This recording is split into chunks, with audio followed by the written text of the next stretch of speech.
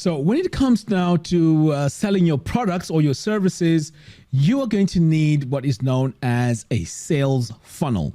So this is a series of steps that a customer goes through when they come to your website to purchase a product or a service.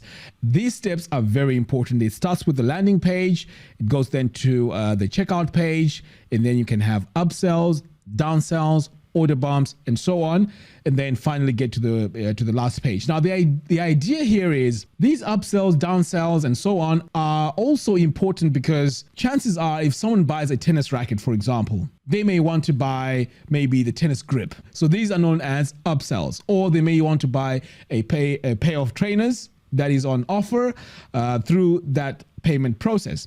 So over here, I have a funnel that I put together, which we can take a look here and see how even you can start in a much easier way. So here my traffic is coming in from YouTube, going to a landing page.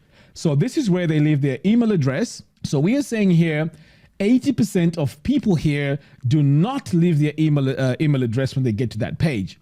So they get added here. So if we're sending, say, 2,000 people, right? Over here, we're going to get 1,600 who are going to not sign up for anything, which means that we're going to have 400 people here on our list. So let's say when they opt in here, we're going to follow them up and push them back to the sales page.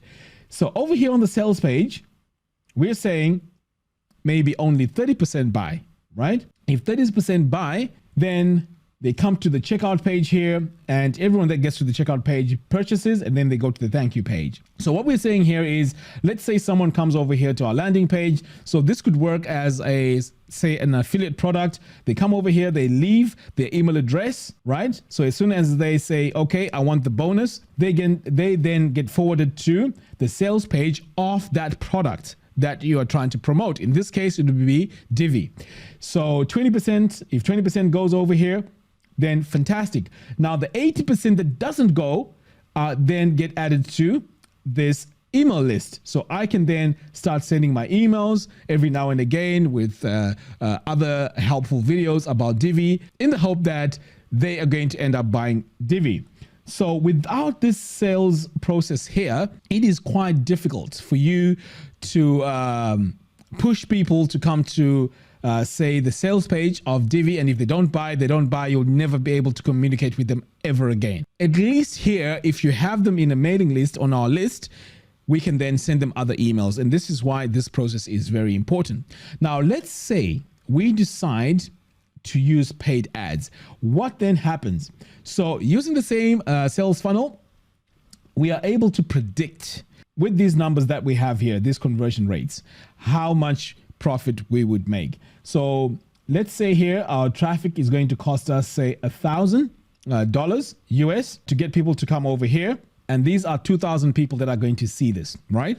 So if 2,000 people come over here, we are going to get people here on our mailing list. And if 20% convert, and then 45 here, and then 30% here from the sales page, then go to the checkout page of the Divi theme, then we are going to make a profit of 5,580. Now, I know I could have gone in and shown you more in detail how this would work, but the idea here is just to show you that if you were to take this seriously and you start using paid ads, this can become very profitable. In fact, I know some people in the industry that spend 2, 3, 4, 5,000 just on one product, one affiliate product, and they make so much money, way more than me, right?